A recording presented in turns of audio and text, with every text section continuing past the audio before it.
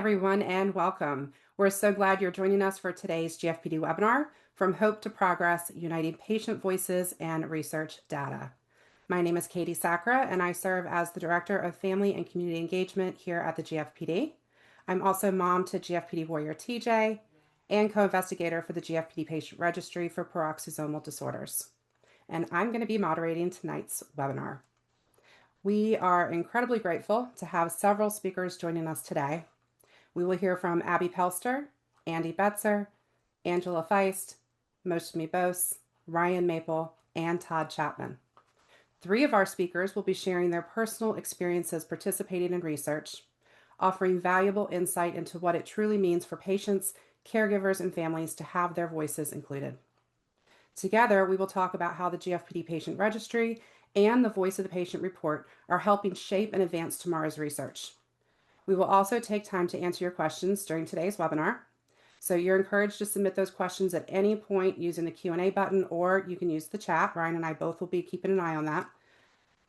And we're going to begin actually hearing from Ryan Maple, our GFPD Executive Director, co-investigator for the GFPD Patient Registry, and dad to GFPD Warrior Archer. Ryan, as always, thanks for being here with us. And with that, the floor is yours.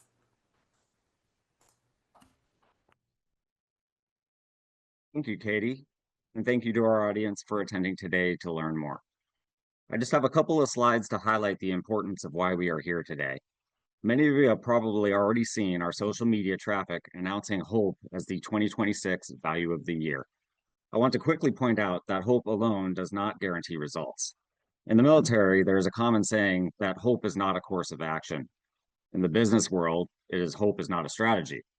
However, HOPE can drive action, which is what I'm challenging each of you to do this year, and today's webinar will help explain how. During my time last year as executive director, I observed a grant landscape that was highly disruptive and highly competitive, especially in the field of medical research. I'm sure many of you noticed the headlines that included budget cuts to federal and national level organizations, as well as reductions in federal funding to universities. This has had impacts across the rare disease space, to include some of our own researchers. I also observed a wide range of successes and failures in the rare disease communities, with positive stories like the gene editing treatment of baby KJ at Children's Hospital Philadelphia, and as well as heartbreaking stories of viable treatments sidelined by drug companies because the revenue forecasts just were not enough to proceed. Lastly, I have observed an active and engaged GFPD parent support group with frequent recurring themes and priorities in treatments and care of our warriors. Next slide, please.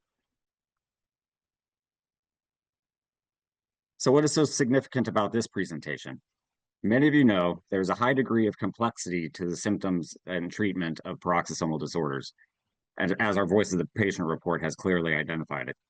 This is actually detrimental to drawing interest in research and clinical trials, because identifying strong clinical endpoints can be difficult in the traditional setting. Fortunately, the FDA has recognized this barrier to rare disease treatment progress and has opened the path to more patient-driven measures of success, including things like the Voice of the Patient report and the Patient Registry. This is why numbers truly matter, and we need your help to progress. Why does this apply to your family? Every participant really does matter. The FDA has shifted focus on what is meaningful outcomes, or how they are defined, to include patient consideration at a level never seen before, and the medical development industry has taken notice. As we discuss the patient registry today, I cannot emphasize enough that this is not just another survey. The data collected can very literally be used to shape treatment testing and the defining of results. It can also be used to formally identify and document trends among families, so that we are no longer needing to try everything, grasping for every little improvement. Lastly, this applies to every family in our community. Even if your family is already participating in the patient registry, today's conversation will highlight what's ahead and share ways you can help keep the momentum going by spreading awareness and encouraging continued engagement across our GFPD community. Thank you. Thanks so much, Ryan. That was such a great way to set the stage for today. Building on that, we will now hear from Todd Chapman, dad and parent caregiver to GFPD Warrior Max. Thanks, Katie. Appreciate the invitation to talk tonight. As Katie mentioned, I'm the dad of Max. Max is now 12 years old, and we found the GFPD when he was about 18 months or so. So we've been involved for a long time. We always look forward to participating and helping however we can. We participated as a family both in the GFPD Patient Registry as well as we were virtual participants in the 2024 EL-PFDD meeting with the FDA. We were planning on being there in person, but as luck would have it, and as many of you I'm sure can relate, uh, we got a curveball. Max ended up in the hospital for about 2 weeks right before the GFPD conference that year. He wasn't strong enough to travel to DC, but we still felt it was important to make our voice heard and share our unique perspective with the FDA during that meeting. So we were able to participate virtually, and we really enjoyed that experience. We were able to share our real life impacts about what PBD means to Max, how it impacts him, how it impacts our whole family. At the time, we were working through a lot of pretty intense GI bleeding issues. And so we talked very frankly with the FDA about what that means for Max, what that means for us, how that impacts our day-to-day life and our experience. It was crucial and empowering to hear them listening and acknowledging us and every other parent and caregiver and warrior who was talking that day. It was a long day, but very rewarding just to know that they were hearing our unique stories. You know, PVD is not like any other disease out there. It's its own unique thing. And so it was really neat to know that they were listening to us and our unique experiences. I think also we talked about potential treatments and some of the things that we would look for as caregivers and as patients of potential treatments if the FDA is considering them. I know that was really important to share that perspective because I think our kids and our path is different than a lot of other kids where they may be evaluating treatments. Moving on to the patient registry, we also participated in that. Both my wife and I took part in the registry and the surveys contained within it. It was very simple, not a major burden at all. Easy to complete, and we enjoy providing the feedback whenever there is an update or a new request. Personally, as a dad, I wanted to make sure that our view and our roles are represented as well. I know a lot of times, sometimes it's easy for the moms to just jump on there and complete it if they're more involved in some of the healthcare aspects. But we both have different experiences and different impacts of being a caregiver. So I wanted to make sure that our voice was represented as well. I see incredible value from the registry. Just thinking about all the data they're compiling with the impacts to our kids, the medications, the specialists, all these different connections that they're able to make now that they may not know of previously. It's going to open up a lot of doors down the road with some of the discoveries that hopefully this will lead to. I'm always willing to help out with research. I enjoy it. I see so many different paths and impacts of our kids. It's such a unique disease that I think it's crucial for all of us to share our unique stories and don't just assume that someone else is speaking up because all of our kids are so unique and the spectrum of this disorder is very wide. So encourage everybody to take part in it. It is not difficult and something I've really enjoyed and gotten a lot of value out of. So excited for what's to come next. Thank you so much, Todd, for sharing your experience, your perspective, and such a great highlight too to talk about the caregiver perspective and how different it can be for each caregiver. So really glad that you shared that and just being here today. Next, we're going to hear from Abby Pelster. Abby is the GFPD Community Engagement Coordinator and Principal Investigator for the GFPD Patient Registry for Peroxisomal Disorders. Abby, we're excited to hear from you next.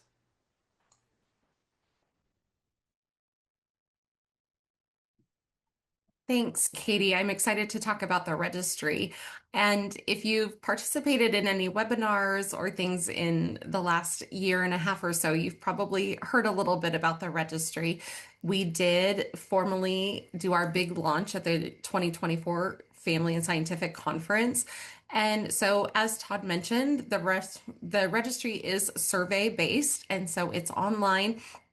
You can fill it out, whether you are a patient yourself, a caregiver, or even a caregiver of someone who has died. And so this is important because, like Todd mentioned, we're getting your information and your data. And as someone who has been to, past GFPD conferences, I always see families connecting and saying, oh, well, we have this. Have you experienced this? Or, well, what did you do about this? And I've seen those connections happening in real life, but now we have a database where we can collect that data as an organization and really start to look at trends, look at patterns, look at experiences, and use that data to help drive research, to help drive new treatments, to better understand the progression of a peroxisomal disorders, how they change, how they impact not just the affected individual, our GFPD warriors, but how they're impacting the family, their village, the ripple effects. And so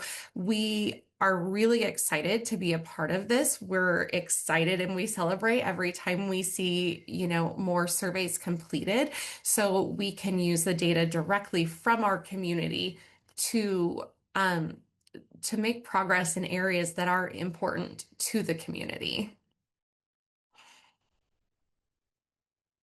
Thank you so much, Abby, for being here and sharing with us about the registry. And we're going to hear from you again a little bit later. Looking forward to that. Next, we're going to have Dr. Mousumi Bose share with us. Dr. Bose, for those who may not know her, holds a faculty position in the Department of Nutrition and Food Studies at Montclair State University. She is the author of the GFPD Voice of the Patient Report, and she is the bereaved mom to GFPD warrior Alan. Dr. Bose, I will now turn it over to you.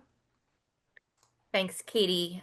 Thanks for having me here tonight. So my role here tonight is to really highlight some of the key points from the Voice of the Patient Report, and then start the conversation of how this information can translate into continuing to build out this patient registry.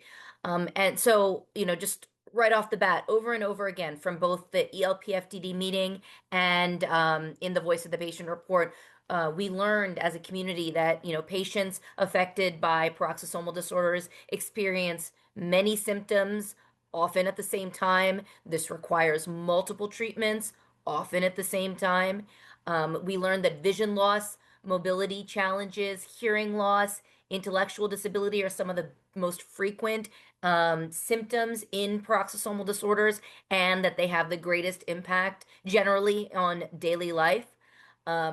The inability to independently perform activities of daily living comes out as probably the most significant impact of these symptoms, with additional impacts on risk, on physical safety, participation in either in a school environment or in work, overall communication with friends and family members, and risk for hospitalizations. And this is not a comprehensive list, but this is just some of the big impacts that the symptoms of peroxisomal disorders have on a day-to-day basis. Importantly, we learned and established that these symptoms frequently worsen over time, and consequently, treatments lose effectiveness.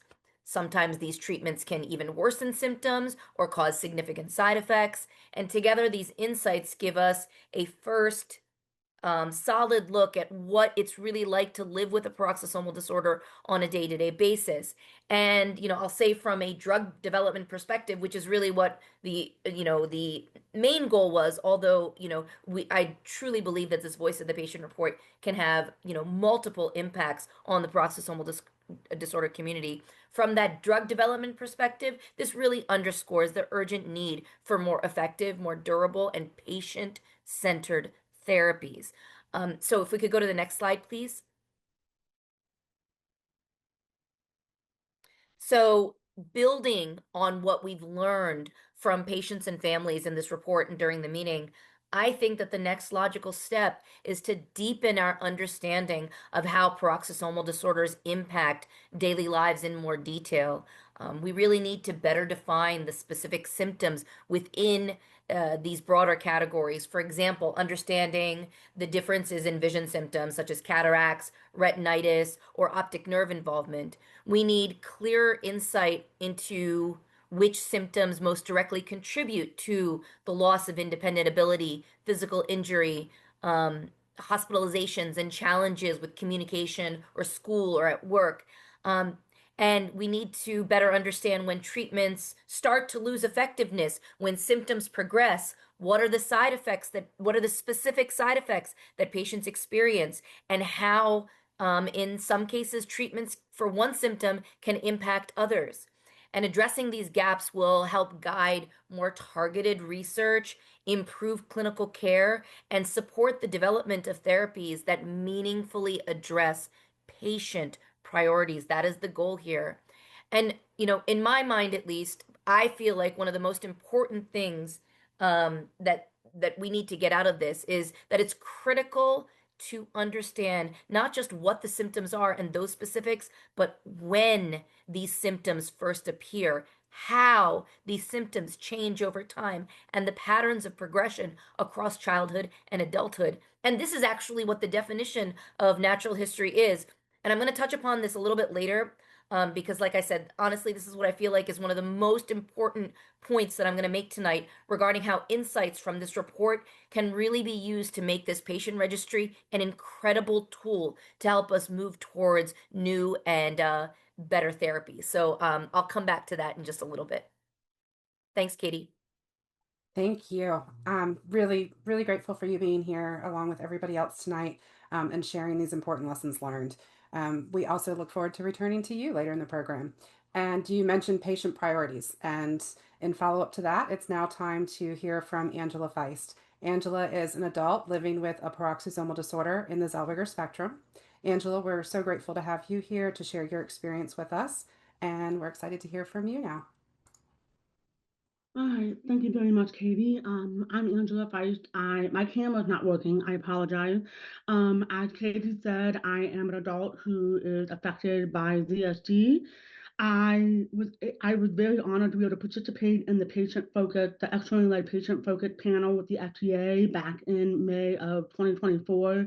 I thought it was really important because I have a science background. I'm not a researcher, but I have a science background. And I know the more data we have, the better, because doctors aren't going to take antidotes from us. They need peer-reviewed papers.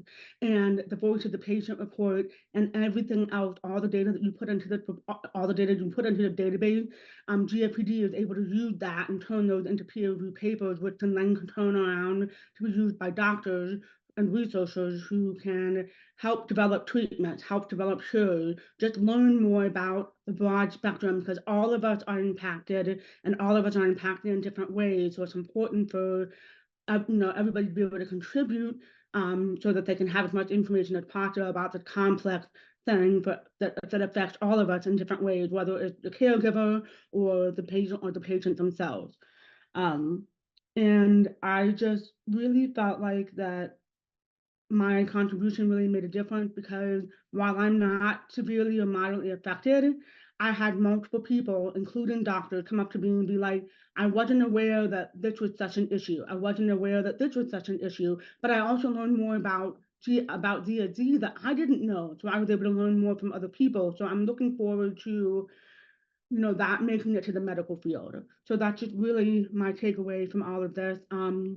So I just really hope you contribute your data. Like Katie said, it's not just another survey. It's more information to be able to use peer-reviewed papers that doctors will use to continue with research, develop treatment, and develop cures.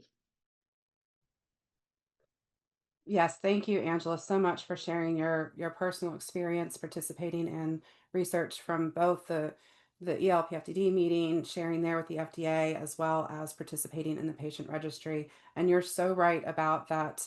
We can't assume that the doctors know that something is impacting your life. You share that information, and that's how they know it. So really appreciate you being here. At this time, I just want to remind everyone that we're going to take questions and engage with the audience shortly.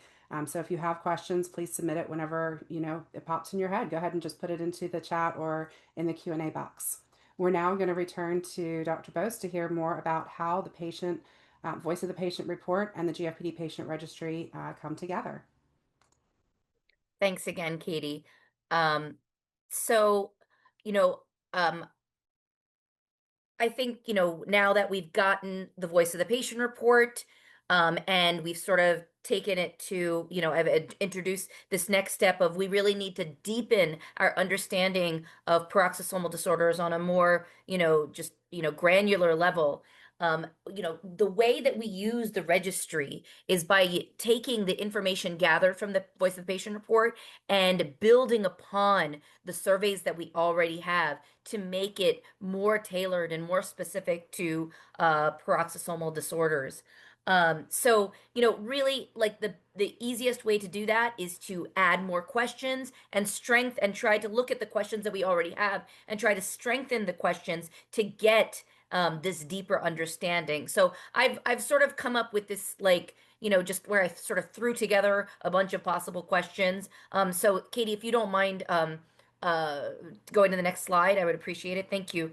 These proposed questions, and and I will say that some of these proposed questions may already be addressed to some extent in the current registry surveys, but what I was thinking as I was thinking about the Voice of the Patient report and sort of using that to help build upon the registry, these questions need to be designed to capture more detailed and meaningful information about what is the lived experience of patients and families affected by peroxisomal disorders. So as I sort of alluded to before, asking specifically about the particular vision symptoms, asking about things like retinitis pigmentosa, asking about things like cataracts or cortical visual impairment, or asking about the specific different types of seizures that a patient is experiencing.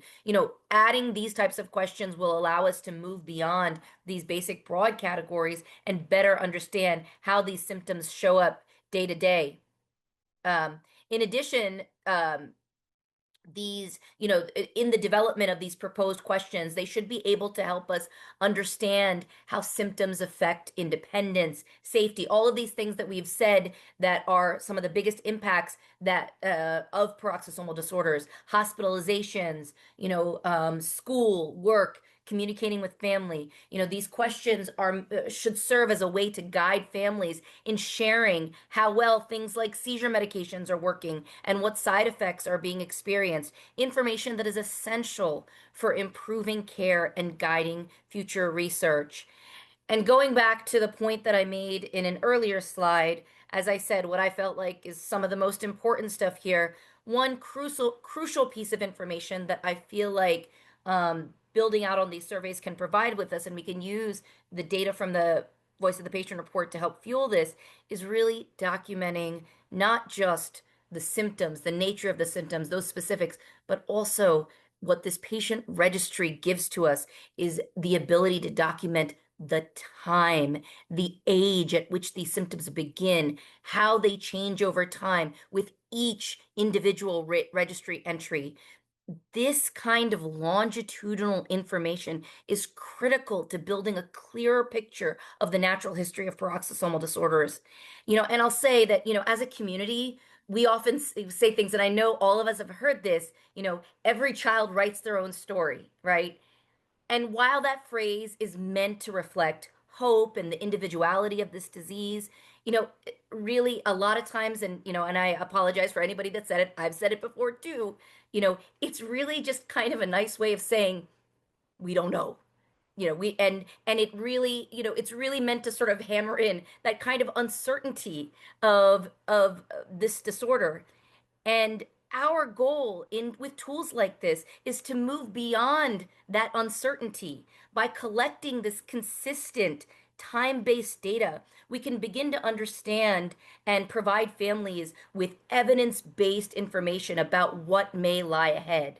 So while we as a community, certainly we want to always offer hope to our families, I really feel like it's this type of data collection that can offer a new kind of hope. This is what can I can't speak tonight, transform individual stories into this sort of base of shared knowledge. And this is what really moves the entire peroxisomal disorder community forward towards treatments. So I will stop talking there. Thank you, Katie.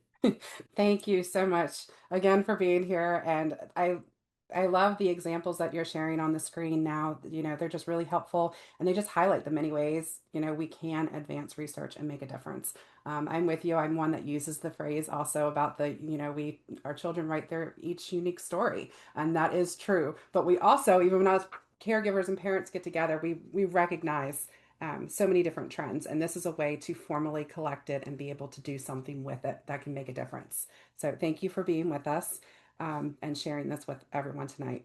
Next, we're going to hear from Andy Betzer. Andy is a bereaved father to GFPD warrior Alon, and also, many may know him also as the husband to Mousumi. Andy, we are so grateful for your participation in this research and for being here to share your experience with all of us. I will now turn it over to you. All right. Hello. Again, my name is Andy Betzer. I'm the father of Alon Betzer. Alon was born in August 2010 and he passed away in October of 2011 after being admitted to the hospital with I'm going to call it a routine respiratory illness, but with kids with PBD, respiratory illnesses are usually not routine. Um, yeah, he was born with a pretty severe case of PBD. Shortly after he was born, he needed operations for both a tracheotomy and a G tube. One other symptom that he suffered from was seizures. Um, they were pretty hard to control. Mostly, we just tried to keep them at bay with several different medications. I'm not sure we ever really controlled them. He still suffered from seizures, even with the medication, even when we couldn't see them, from what we were told. They were particularly brutal. It was particularly brutal when he was having a seizure because they seemed to be painful to him, and there just really wasn't anything we could do to help him.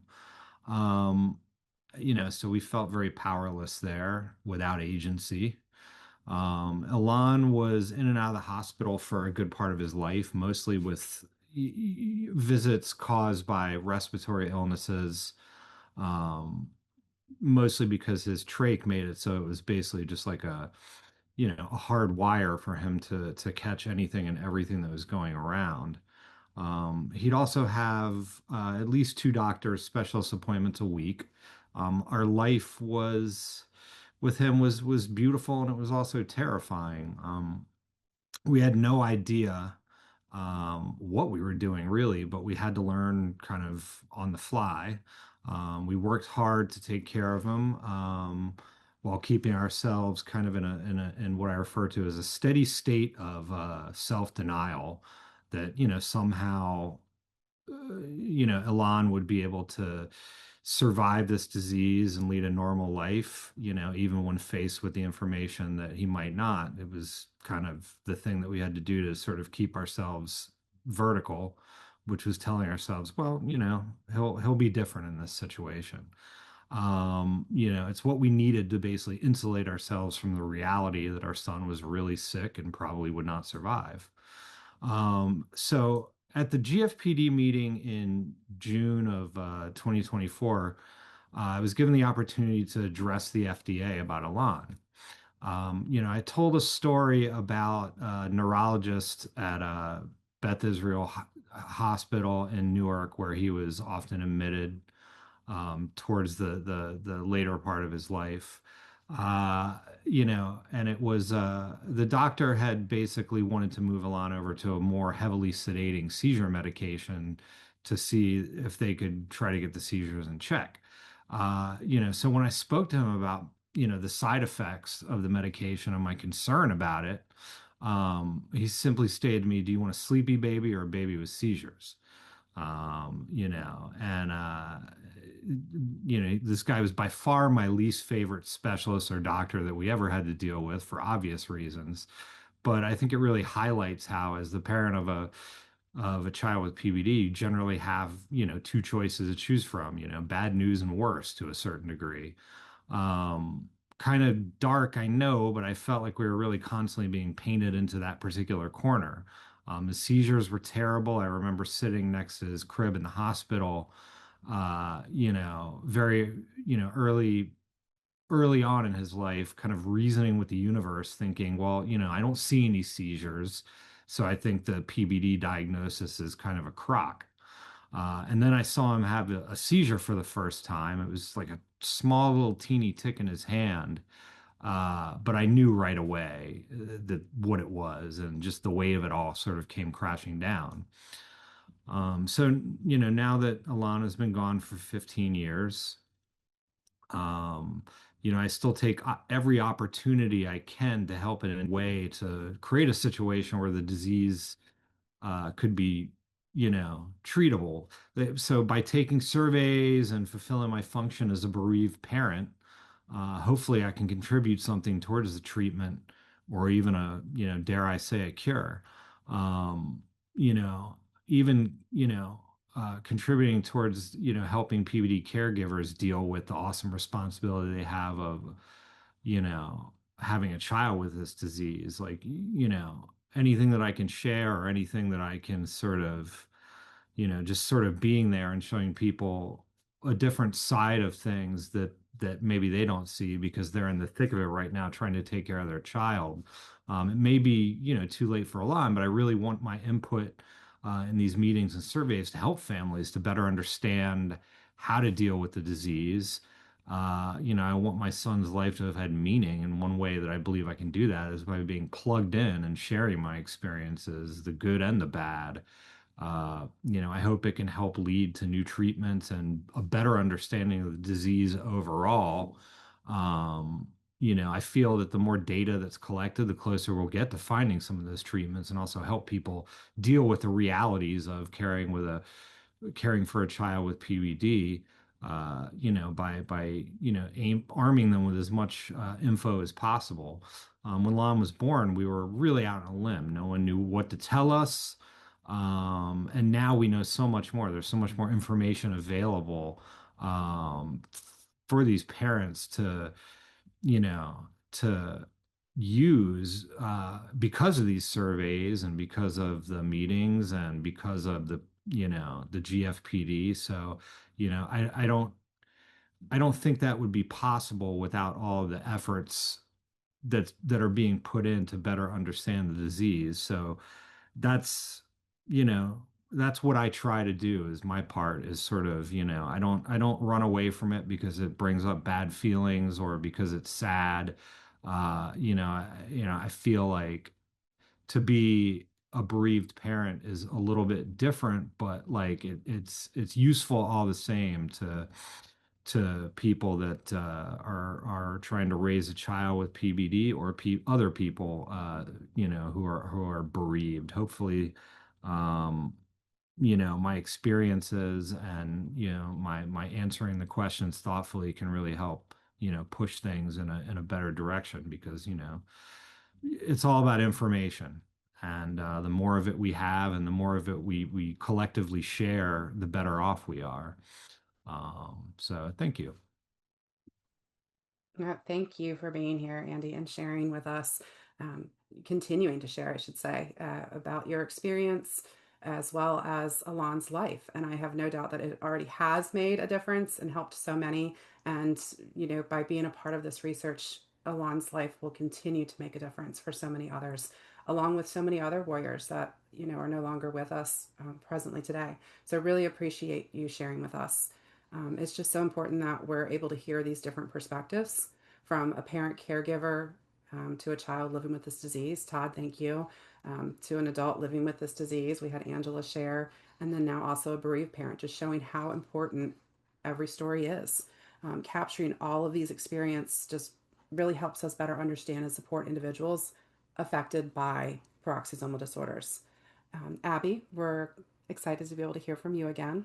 We're going to shift over and back to the patient registry. And after that, we're going to engage with our audience a little bit.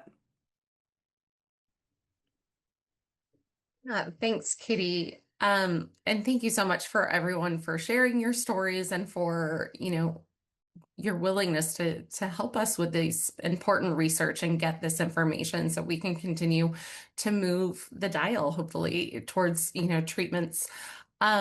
Right now with the patient registry, we have available what we call our core surveys. So this is looking at kind of general sociodemographic information, medical history and diagnostics, treatment and disease progression, management of care, and quality of life. And so those are the surveys that are available right now. And we are asking for answers just for the here and now. So if you are filling it out as a warrior or on behalf of a warrior, what are the medications you're taking right now? We're not asking you to dive back many years. What are your hospital stays for this current year, or doctor's appointments or admissions? And so we're looking at kind of that snapshot of right now. And for bereaved families, we're asking for that data at the time of passing. And so gathering as much information as we can for individuals who are still living with this disorder. We are asking you to update your surveys every year. And so you'll be notified, hey, it's time for your annual update. You do not have to start the surveys over from scratch. You just review your previous answers and make any changes as needed to reflect the current, whether it's medications, treatments, if there's been a surgery or a change.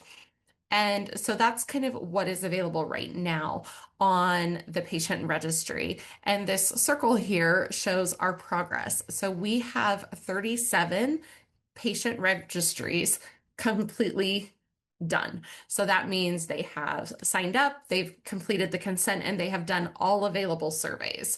So we have 37 patient registries completely done.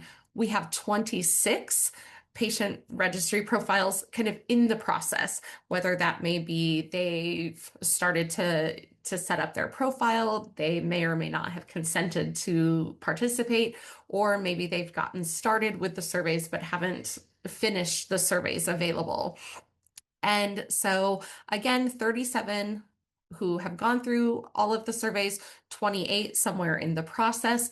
And then the blue, towards at the end of 2025, the GFPD had just under 800 families on the directory. And so we're really looking to make that blue part of the circle smaller and get more and more and more participants. The next steps for the survey would be developing additional surveys based on the voice of the patient results. Now, I've been a part of this project since January of 2020, and I'm a speech language pathologist. That's kind of how I met a warrior, got involved with the GFPD. So personally, I'm very interested in communication. But now we have this incredible data from the Voice of the Patient report and all of the work that Mousumi has done that we can say, okay, well, communication is my, passion and where my knowledge lies. We need to really prioritize vision. We need to look at hearing. We need to look at mobility. And so we need to finalize those surveys and get those out to our families and out to our community. And so similar to the rest of the surveys, then we want updates every year to get this incredible data across time so we can use that to hopefully drive treatments and progress. Thank you so much, Abby. And you just made me think too. I wanted to add to that. Andy brought up such a great point when he was sharing about the seizures and, kind of putting it all together. I hope everyone has been able to think about, Mousumi shared those examples of questions that we can ask. And then when he shares his experience about the seizures, if we think about even, exploring the side effects and what treatments are being used and what's working best. And we put that into this registry. That's how you eventually get to the point where somebody is not sitting in a room like Andy and having a doctor ask him, do you want a sleepy baby or a baby having seizures? The way you get to a parent not experiencing that is by putting this information in there so that we can identify what's working, what's not, what side effects are happening, or what other treatments may be out there. So just kind of wanted to tack on to what you shared. Just such important information, and appreciate you being here. Did you want to add? I did. I had another thought. Oh, while you were talking, so it's similar to like how I love communication. It's what I do for a living. It's what I'm passionate about.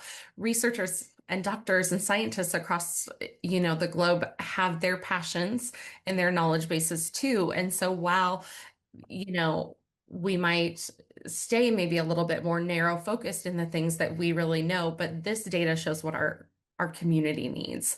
And that's the priority. That's where the research needs to be going into what will make the most difference for our warriors. And so, having this data, if someone says, hey, I'd really like to do a study about this, we could say, that's great, but have you thought about this? Or might we look this way? And so this will be really important data that we can help use with those connections with the scientific community as well. Absolutely.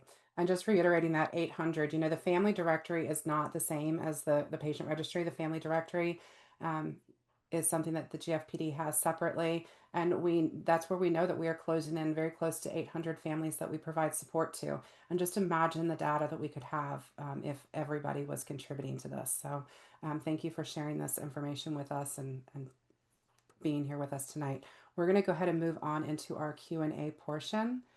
As a reminder to our audience, you can use the Q&A button or you can drop any questions that you may have into the chat box. Ryan and I both will keep an eye on that and moderate the Q&A part. All of our speakers are here to answer any questions that you may have. And I'm going to get us started actually. Abby, if you could share actually, we know that we have quite a few families that have already been participating on that last slide. How will they be notified of the new surveys that will be coming out? That's a great question. You should be notified via email. And so you should get a notification, whether it's, hey, a new survey has launched. Go check it out. Or even if it's like, hey, we're coming up on a year, we would like you to update your surveys. And so everything will be automatically sent through the patient registry. And then, of course, through our wonderful GFPD communications team as well. And so if you're following on social media, you will probably hear about it there as well. But you should receive an email with whatever email you used to set up your profile. Perfect. Thanks so much. And also, will researchers access this data or do they have to wait for the GFPD to share updates about the data? Ooh, okay. Yes. So our registry advisory committee would review requests from researchers who are interested in the data. And so what kind of data are they interested in? Is that data we are collecting and that we have? And then de-identified data would be shared. So we would never include, who answered these questions and, where they live or their email or anything. It would just be the raw data. So the de-identified data. But we are very committed to not just giving everything to anyone who asks. And so there is a committee and a process for individuals who want to utilize our data. And that also helps us recognize, are we collecting data that would be helpful for them as well? Do we have the data? Great. Thank you so much. And then I'm actually going to just add to that. Would you be able to share about, how often can participants expect updates about what's being learned through the registry and how that information is being used? Sure. We're constantly monitoring 37 completed profiles. While we're so grateful for everyone who has done that, we need more numbers.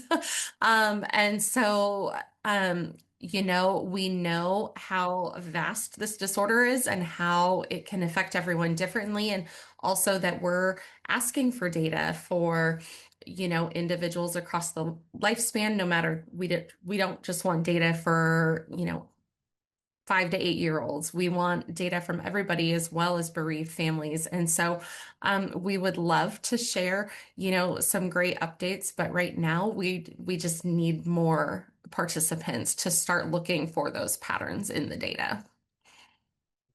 Thank you. And this question actually, Angela might be able to address too, because I was thinking about the accessibility. But Abby, if you could go ahead and address it first, and Angela, if you feel comfortable, you can chime in too. What would you say to someone who wants to participate in the registry but feels anxious about using the technology or worry that they might need extra support? Sure. We are so excited that we are the first organization to be able to complete our registry questions via interview. And so we worked really, really closely with our registry advisory team, with the National Organization for Rare Diseases, with the IRB, to make sure that we were able to to offer different ways to complete the profiles. And so if it is something that technology is maybe intimidating, or there's not a lot of access to technology, please reach out and we will get set up to either do them by Zoom. We can do them on phone. We have a variety of options to support you with that, or to even just help you get through those first steps of maybe setting up your profile. And so we're very excited to have that option, and we're excited to kind of be, leading the crowd and laying that groundwork for other organizations and other rare disease communities to benefit from this as well. Yeah, something to be definitely proud of. It's a Angela, did you? labor of love. Yes, We it got is. it done. So, Angela, did you want to add anything? I know you've shared before in previous conversations about having low vision and technology. Did you want to share your experience and if you were able to do it on your own? Yeah, I mean, it was very easy for me to do it, but it was nice to know that if I had issues, I could reach out to any of you in the group. But it was very low vision friendly. I was able to get through the questions relatively easily. I didn't have to do too much modification to my existing settings because I have everything like mega zoomed on my phone to make it work. So it was just really nice to be able to do it from my phone or from my tablet. I didn't have to get on a computer if I didn't want to. It was just nice because some surveys out there are a pain in the butt, and this one wasn't. So I was very grateful for that. That is great to hear, and I'm so glad that it was accessible for you, and it was also not a pain. I've heard a lot of feedback from everyone here tonight that they really thought it was a pretty smooth process. So that's amazing feedback to hear. This next question, I think all the speakers could probably even share their thoughts on this, since I think everyone except Abby are actual people that could participate in this research. So for families who are on the fence about participating, what's one thing you'd want them to know about the impact their contribution can have? Stumped everybody on that one. Are you asking the panelists to answer that question? I'm Yeah, sorry, the captions got a yeah. little funky. Um, I think the key thing here is just to reiterate, just especially from the conference, I was able to see how much variation there is. I'm on the mild end, but there's people on the middle, the moderate end, there's people on the severe end, there are people, the warriors who are no longer with us, or we're all over the place. I met another warrior with the same mutation as me, but our progression was different. So it was mind blowing to me to see the diversity, and I didn't really have that understanding until I met people. And it would just be great because if we have that information, that like what we saw and what we heard, to have that like in the database so it's like accessible to researchers, that would be amazing because doctors don't know what they don't know. I currently go into a doctor's appointment with I haven't seen my geneticist in 3 years. I currently go to a doctor's appointment and I say, what's new? And they're like, I don't know what's new with you. I don't like hearing that from my doctor. And hopefully, like with more data in this registry, and with more access to the resources and doctors, more questions can be answered nicely. Not getting told, do you want a sleepy baby or do you want a baby with seizures? That's not okay. There's a lot of gray area, and that needs to be seen by the doctors and the researchers. Thank you. So, yes, go ahead. Can I add to that? So I Yes, I think Angela made some extremely important points, and what Angela is really like. I have so many things that I could say here. I'll first speak to Angela's point about this is natural history, right? This is what natural history is understanding the sort of progression of a disease, and these sort of like I don't knows is really, these are the obstacles that we're trying to overcome in trying to understand the overall natural history. And and I'll provide an example, like and I feel like I've said this before, so I apologize if you're hearing this before, but like if you look at diseases like diabetes, We know what's going to happen once, what usually happens when you first get diagnosed. We know what's going to happen 5 years down the road. We know what's going to happen 10 years down the road with when you get diagnosed with type 2 diabetes. And because we know all of these things is the reason we have, an onslaught of different types of treatments for diabetes. And a lot of them work pretty well. And it's because we know the natural history of, we know better that natural history of things of, more common diseases like type 2 diabetes. This is what we're trying to get at, is we're trying to really build out what we know, what's going to happen in 5 years, what's going to happen in 10 years, so that we can properly intervene at these time points. And so that, just sort of comparing it to, this is what's going to allow us to get that level of understanding of more common diseases so that there are more treatments available. I feel like, is at least for me, that's motivation enough for me. The other part that I'll share here is that, we already get together at these conferences and we have these conversations where it's, I remember very, and I'm sorry if this sounds a little dark, but I remember having this conversation, one of my first conferences, where somebody talked about, they're breaking their child's leg and having DIFUS called on them, right? And then somebody else was like, wait, I broke my child's arm and I had done the same thing. And these types of stories are, they have a twofold impact.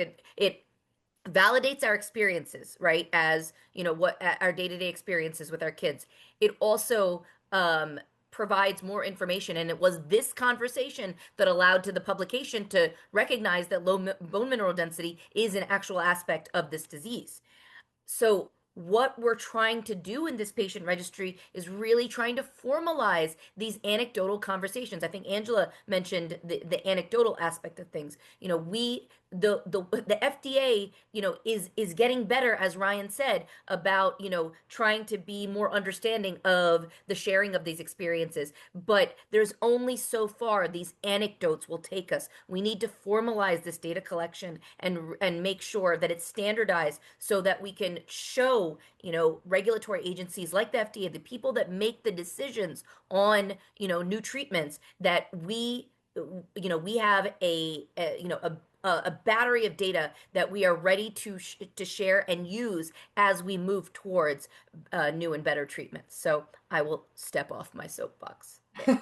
No, I appreciate you stepping on and sharing that. I actually am going to add to that as an example for everyone to hear is, the bone density is one that I've used over and over again because I know for myself, my own personal experience was prior to the publications, recognizing that parents were sharing how frequently their children's bones were being broken, even when they were changing a diaper, a femur, breaking.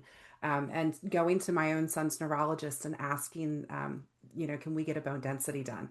And realizing that if it wasn't for my son having seizures and being on seizure medications for so many years, there was no way that we could warrant that test being ordered.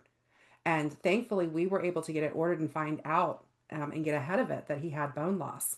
But it was a few years later that we finally had a publication that once we had that publication, there was that validity there. We were able to you can take that publication now into doctors and say, my child has this diagnosis, and therefore it's recommended that we check their bone density. But we didn't have that for years. And so just recognizing something like that as an example of when we collect this data, it's no longer us talking at a conference or talking on a virtual support group and sharing all of this information. We're putting it somewhere in a formal process that will allow us to do something with it that can be used in a really meaningful way, as well as validate all of it. Todd, did you want to add? I thought I saw you come off mute for a second. Yeah, thanks, Kate. Just a quick, I fully agree with Angela just about the uniqueness of each one of our stories. Don't assume that anybody else has already chimed in with the same answers that you would provide, because that's not the case. And I think we're all always stunned at the various connections and similarities that we find even on patients with very different paths. And so I think it's crucial that all of us share our story. The other piece, and I don't know if this exactly answers your question, Katie, but the other piece of encouragement I'll share is just that this is not an intimidating process at all. It may seem like a huge ask to, provide all this information and fill out surveys, et cetera. But, once you get started, even just answering a couple of questions, my prediction is that you're going to want to keep giving more information. And if you get stuck at all or have any questions, Abby, Mousumi, and the rest of the team are extremely helpful at walking you through, hey, what are you looking for here? What does this question mean? Should I answer about medications here? Should I put it somewhere else? They're very helpful with just kind of helping you figure out how to get through it. But it is not scary or intimidating at all. And like I said, I think once you start, it's just going to flow right out. And so I'd encourage everybody to go check it out and just start it, and you're going to see the value it brings. And Thank you so much for sharing that. Go ahead, Abby. yeah, please reach out. And so I know everyone is across time zones and locations and busy, but that is what we're here for. And I do hope, and I'm relieved to hear that it's not an incredibly burdensome process, because we've worked really hard to try to make it flow as smoothly as possible. So please reach out to any of us. Email, anything that we can do to help you. I also was thinking, both as Angela and mostly as everyone was talking, Katie, when you mentioned, oh, hey, can we get his bones? Can we do a bone density scan? How can we use this data to be proactive instead of reactive? How can we identify things earlier? How can we start tracking things earlier, start monitoring things earlier? Like, hey, we know this is a potential. We want to start looking at it now so we can intervene as quickly as possible. And I think that is a really important piece of this data too, that will let us do this. Yes, absolutely. Such things like expanding the treatment guidelines, especially for individuals like Angela, who's here sharing with us, who is an adult who's more mildly affected with this disease, and making sure that when she goes to the doctor, that they're able to have more answers for her and provide guidance to her. There was another question that came through. I know we're closing in on an hour now, but this is such great conversation. I appreciate everyone sticking with us.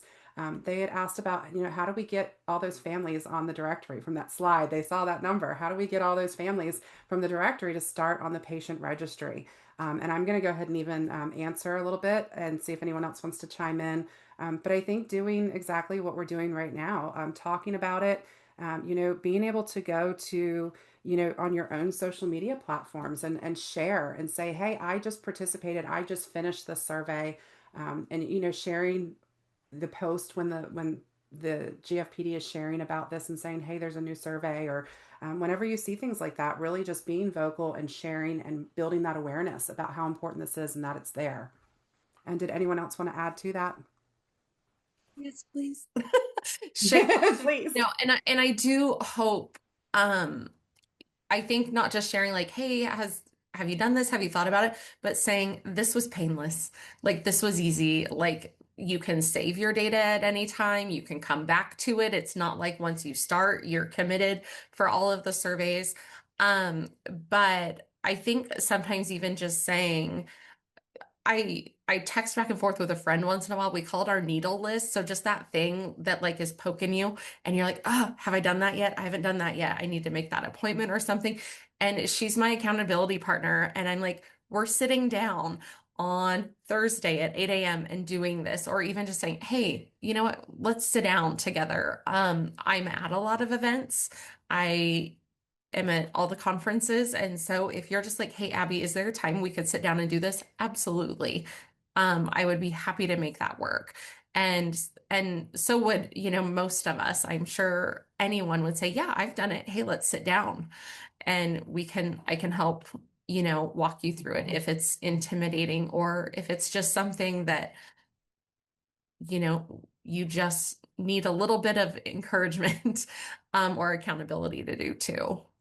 Yeah, and that accountability, I think, when we each share about this in our own, I go back to the social platforms even, and this goes to that, extended family members. When you see the GFPD sharing about this, you can share and say, hey, if you're seeing this, if you're a friend with me, on whatever platform you may be, have you done this? This can help my niece or my nephew. This could help my grandchild. This can help the next generation of individuals who have this disease. So just really making sure that you're sharing your experience, sharing those posts, and that can really help. I think we're going to go ahead and wrap up this portion. I think there's a chat that came through. I think I'm going to ask the GFPD families to consider doing this. I love that idea. Being able to share for a birthday ask even, that just came through to our Q&A. So great idea. Thanks for sharing that. A lot of people do fundraisers on social for their warriors' birthdays, things like that. You can also challenge people and say, hey, have you done this yet? That's a really great idea. As we wrap up this portion of tonight's webinar, I do want to share with you about a webinar that is coming up, and from genes to hope. Because today, we focused on how these research tools will work together. We talked about that individual story contributing to a bigger picture, and just how important these lived experiences are. But we really want to be able to also move things forward with having that genetic information. So we didn't dive into this today, and we're going to do that on February 10th. We hope that you will consider joining us. Dr. Nancy Braverman is going to break down the genetics in plain language, answer common questions, explain why knowing your genetic variant is so important. There's questions on the patient registry about that. So how to understand it, how it helps drive research, treatment development, and clinical trials forward. Really hope that we'll be able to see you on February 10th. Knowing your genetic variant helps unlock the science. Sharing your experience helps gives the science meaning. So again, thank you for being here with us tonight. Just really want to thank each of you. I know Andy had to step off, so please pass along that additional thank you, mostly to him, to each of our speakers, Abby, Andy, Angela, Mousumi, Ryan, and Todd, just for taking the time to present, to share your experiences, to engage with all of us. Just really grateful for the insight, the different perspectives that you brought to our community. To our audience and families, thank you for participating and engaging with us today. There's 2 QR codes on the screen right now, hopefully that you're seeing. They will take you to the Voice of Patient report, as well as the webpage where you can learn more and get involved in the GFPD Patient Registry for Peroxisomal Disorders. If you go there, you'll also find the email that will take you right to Abby to be able to ask her any questions that you may have. To stay connected and hear about events like today, the research opportunities, more updates. Make sure that you're receiving the GFP Top 3 newsletter and following us on social media. And if you're not already subscribed and receiving those, just let us know. We will follow up and make sure that you are getting those. Finally, keep your eye out for a short post-webinar survey. Take a moment to complete it. Your feedback is always incredibly important to us. Thank you again, everyone. We hope you have a wonderful rest of your day or evening, wherever you're joining us from. Thank you.